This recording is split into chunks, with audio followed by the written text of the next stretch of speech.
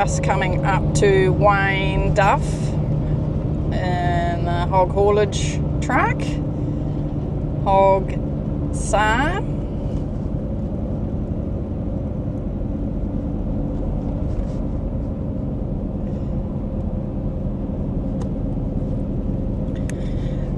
Good morning, Wayne. How are you? We're doing a rolling interview. Happy Friday, Rach. Yeah, doing good, thanks. How you been?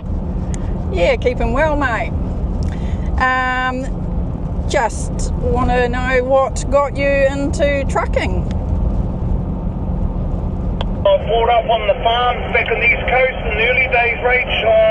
We just got chucked in the tractors and machinery and trucks and farm trucks and that, and then family had a logging business back on the East Coast, so we were out there for a bit, and then it just grew from there, moved to the city in our teens, and then carried on trucking on the milk run after college, and then we ended up taking it up once we left school, Rach, so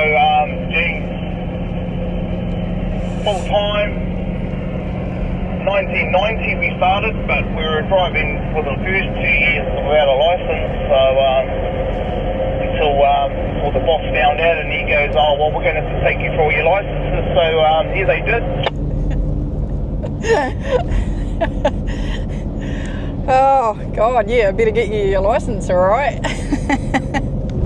There was no photo licence back in those days, so yeah, I used my brother's licence. He was 2 years above me, so we had the same eye colour, same surname, so I just ran his one if we needed it, but I never needed it. Yeah, it's amazing what you could get up to, back in the old days. You could let things just slide under. Which we did. And how long have you been with hog haulage now? Years now, only 4 years this month, end of March, about the 25th I think it was. And you've not been in this truck very long, have you? Probably, what, 4 months? We say a year, November. It was November we got handed this one, and I had to give my K2 up to another good driver there, one of our other operators at work. Alan, he took my one, so he's the proud caretaker of that one at the moment. Well, I'd say forever. You won't get him out of it, Rach. Oh, that's good, yeah, no, you got a heck of a truck here. So what is one piece of advice you'd give to drivers on the road today to help make your job easier? Well, you start with the merging side of things coming in and out of these cities. When you don't merge properly, it just cranks the motor, it just blocks the motorway like there's no tomorrow. So that's my biggest query, is why the motorways get blocked up and clogged up, is people don't know how to merge properly, getting onto them and that. So if everyone merged properly, then the motorway would flow. You'd be able to flow it at 80, 90, 100 there.